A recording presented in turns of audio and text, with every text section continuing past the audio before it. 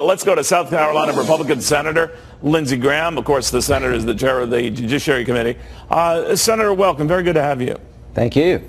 You know, it's interesting. Nancy Pelosi was commenting on this Mueller investigation and said of the Attorney General who presented it that we have to see the facts. I don't need your interpretation. Said it was, in fact, condescending. What did you think of that? Well, I think that was really beneath the speaker. I mean, do you really believe that Bob Barr would give us a summary of the key findings and it not be supported by the report? Give me a break. I mean, this whole Oliver Stone approach to the Mueller report by Democrats is getting a bit old. So the Attorney General is going to take out grand jury testimony because that's required by law. He's going to talk to prosecutors who have other cases to make sure they're not undermined. And he's going to go to the intelligence community and say, is there anything in this report you think would hurt our national security? Once that's done, he's going to give it to the Congress, starting with the Senate, and he'll come and testify sometimes in April, I think. So, Senator, when you hear James Comey making the rounds saying that it doesn't make sense that Mueller didn't rule one way or the other on the obstruction of justice, what do you make of that? I'm not so sure I'd follow his guide as to what makes sense.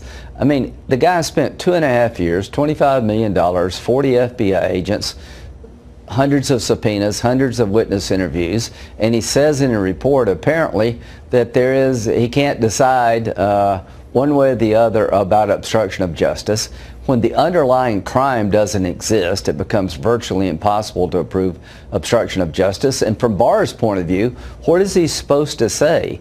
If Mueller can't decide after 2.5 years, what other outcome is there than to move forward? So I'm not confused at all. I mean, we'll have Comey come in and tell us about everything, about the FISA warrant, about the Bruce Orr interview with Steele, about the counterintelligence operation. I promise you that Mr. Comey will come before the committee in a public setting and he'll be asked some questions about the dossier and everything else. So you have already put out a request to speak with him?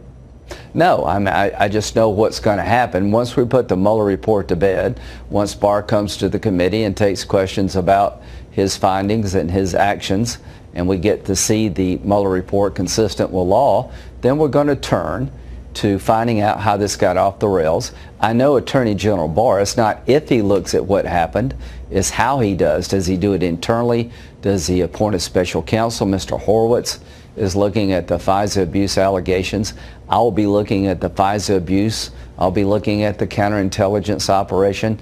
Why did they not tell Trump if it truly was a counterintelligence operation? There'll be a lot of inquiry as to how this all happened. Indeed, the president is open to your idea, Senator, to call a special counsel to review the probe origins. Any update on that?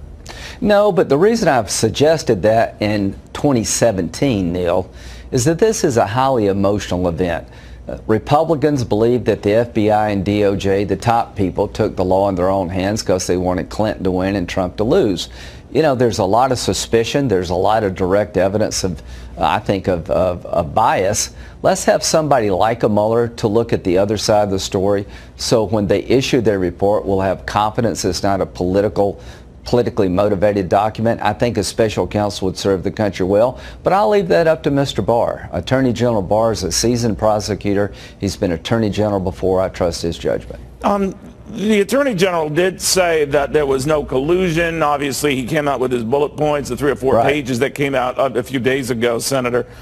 Some argue that he took a leap to comment the way he had about the obstruction of justice charge. Now, we did say that this report neither exonerated him or didn't, but it raised concerns. Well, what was he trying to say? Now, obviously, Mr. Mueller would have come out and corrected him if he said anything wrong, I would assume. But it started this whole debate as to whether he was trying to reframe the report. Well, let's assume for a moment that for some reason Attorney General Barr went forward on an obstruction case when Mueller said after 2.5 years, I can't say the facts are one way, they're another way, the law is complicated, I can't decide. If I'm a defense attorney, the first document I would want was Mueller's indecision.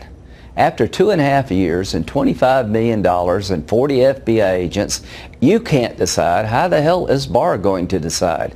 We're not talking about, you know, some academic exercise here. We're talking about proving a crime beyond a reasonable doubt. If the underlying offense never existed, and after 2.5 years Mueller cannot say one way or the other if there was a obstruction of justice, that should end the matter. For Barr to do anything else would have been very irresponsible. Do you believe, as Director Comey had, that it surprised him that his very firing, Comey's firing, didn't warrant more attention as an obstruction of justice issue? Well, if you're going to fire people who believe, I mean, if you're going to charge people with obstruction of justice for wanting Comey fired, you'd have to charge half of the Democratic Party. The day before Trump fired the guy, you know, Schumer and Bernie Sanders and many others said, I've lost confidence in this guy. It was a well-known fact that Democrats were upset with Comey. They were calling for him to be dismissed. So all I can say is that when it comes to Director Comey's dismissal, the president, as the President of the United States, has almost unlimited discretion, but the performance of Mr. Comey in the eyes of Democrats were substandard. Adam Schiff was getting an earful today from Republicans on his committee who, to a man or woman, urged him to step down, that his continued charges of collusion, even in the face of this report, was a bridge too far. It led to a lot of nastiness back and forth. Yeah. What did you think of what they were recommending, that he stepped down? Nancy Pelosi stood by him, said he's doing a great job. Yeah. Your thoughts? Well, when one politician is calling on another to step down, most of the public kind of tunes it out. But here's what I would say, in all seriousness. Mueller was given the ability to complete his job without political interference. I stood behind Mueller. Almost every Democrat said he was the right guy. And Congressman Schiff is really becoming Oliver Stone of the House. He's the Jim Garrison figure trying to look for somebody who actually shot President Kennedy. This is getting to be a bit ridiculous. He told us time and time again he knows there's collusion. He's seen evidence of it. Well, Mr. Mueller undercut that narrative. So Adam Schiff's got to make a decision about his political future. Does he want to be the guy that won't let it go when the authority of the investigation, Mr. Mueller, has concluded there was no collusion? Rand Paul was here not too long ago urging that maybe it's time for former CIA Director John Brennan to testify. How do you feel about that? Well, I don't know what role that Brennan played, but let's look at everybody. I'll talk to the Intelligence Committee. But, you know, as Judiciary Chairman, it's our job to watch those who watch us, the FBI. Great organization, but clearly there was some misdeeds at the top, I think. The question for the country really is, how could the system allow a dossier that's prepared by a foreign agent paid for by the Democratic Party, that's unverified to this day, be used on 4 different occasions to get a warrant against an American citizen? And the evidence is pretty clear to me. Without the dossier, the warrant would not have been issued. That should bother every American, that the system got so off the rails. And finally, counterintelligence investigations are designed to protect the target of the foreign influence. When they thought Dianne Feinstein had somebody in her office working for the Chinese, they told her about it and she fired him. Why didn't they go to Trump and say, hey, we're worried about some people on your campaign? That really is disturbing, so I want to get to the bottom of it. Well, you know, that dossier that was making the rounds, the president charged that the late John McCain, your good friend, was shopping that around, did get that out, did get that to the authorities and even to the press. What did you think of that when he said that? Well, I think the president is wrong.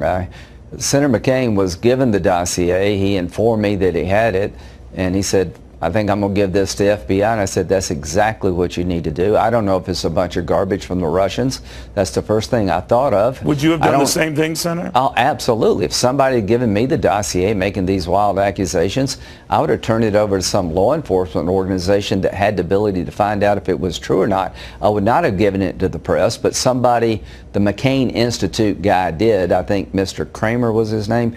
I can't remember his name, but somebody working for the McCain Institute did shop it around, and they did the country. So was that a fair criticism on the part of the president? I know you're in a delicate position. You're a friend to John McCain. The president has really harangued John McCain. Right. What do you think of that in retrospect? Well, I just don't think it serves the president well. I think John McCain is an American hero in my eyes and many others. It's okay to have a dispute with John McCain over policy, but John McCain acted responsibly in my view, because when I saw the dossier, I said, turn it over to the FBI. Did you tell that to the president? He obviously doesn't. Yeah, I did. And what did he say? Well, I think he does. I hope he understands the facts, because the facts are clear.